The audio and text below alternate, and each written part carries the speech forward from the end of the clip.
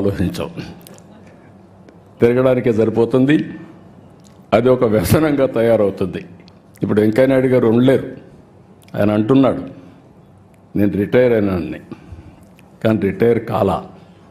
మనిషి రిటైర్ అయ్యాడు కానీ మైండ్ మాత్రం శాశ్వతంగా రిటైర్ కాదు. ప్రజాహితం కోసం నిరంతరం ఆలోచిస్తూనే ఉంటుంది.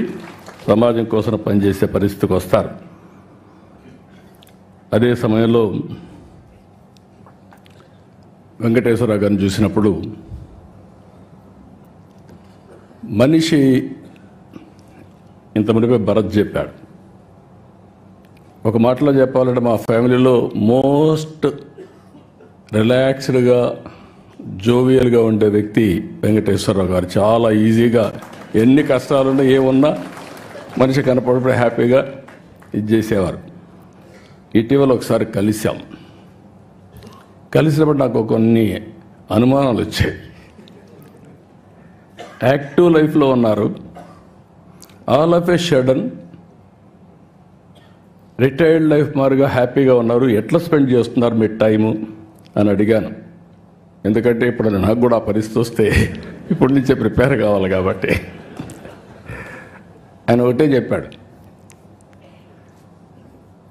చాలా హ్యాపీగా ఉన్నాం, నిద్రలేస్తే బ్యాడ్మింటన్ ఆడుకుంటా, వచ్చిన తర్వాత మనవరాళ్ళు వాళ్ళతో ఆడుకుంటా, అక్కడి నుంచి కసపు గాసిప్ ఎవరన్నా ఫ్రెండ్స్ వస్తే చేసుకుంటూ ఉంటాం. మళ్ళా ప్యాక్ ఆటకు పోతాడు. మధ్యాహ్నం అయితే ప్యాక్ ఆటకు పోతా. ఆడొక 2 గంటలు ఆడితే మైండ్ స్టిమ్యులేట్ అవుతుంది, హ్యాపీగా వచ్చి నిద్రపోతాను. What a wonderful life.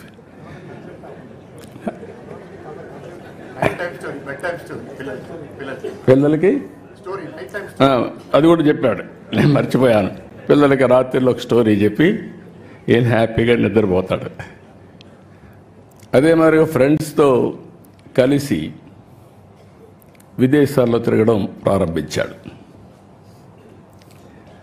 పోయినప్పుడు అక్కడ కూడా ఈ అధ్యయనం చేయడం ఇవన్నీ చేశారు. కానీ ఇన్ని పనులుండి ఇప్పటికి మీరు ఒకసారి చూస్తే ఒక 5 పుస్తకాలు రాశాడు ఆయన. ఈ ఎక్స్పీరియన్స్ చూసినప్పుడు ఫస్ట్ది ఒక చరిత్రలో కొన్ని నిజాలు, ఫస్ట్ బుక్ రాశాడు. అక్కడి నుంచి విభజన జరిగిన తర్వాత మేమందరం ఇంక్లూడింగ్ వెంకయ్య నాయుడు గారు విభజనలో బిజీగా ఉన్నాం.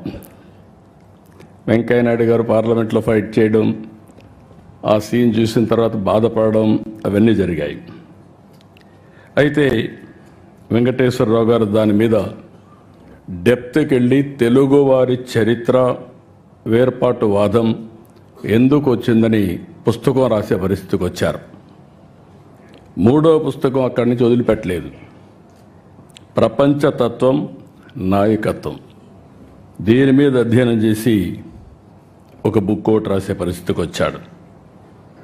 ఇప్పుడు 4వది ఇంకొక పక్కన మీరు చూస్తే ప్రపంచ దేశాలు, పాలనా వ్యవస్థలు అధ్యయనం చేసి దానిపైన ఒక పుస్తకం రాశాడు. ఇప్పుడు ప్రపంచ చరిత్ర ఆది నుంచి నేటి వరకు, ఇంకా ఆయన మాటల్లోనే చెప్పాడు కాబట్టి నేను ఎక్కువ చెప్పను, మొత్తం డీటెయిల్ అన్ని. ఆ తర్వాత జరగబోయేటి కూడా చెప్పాడు.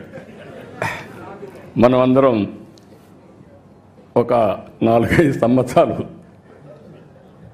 కాపాడుకుంటే మన ఆరోగ్యాన్ని భవిష్యత్తులో 50 ఏళ్ళు అంటున్నాడు.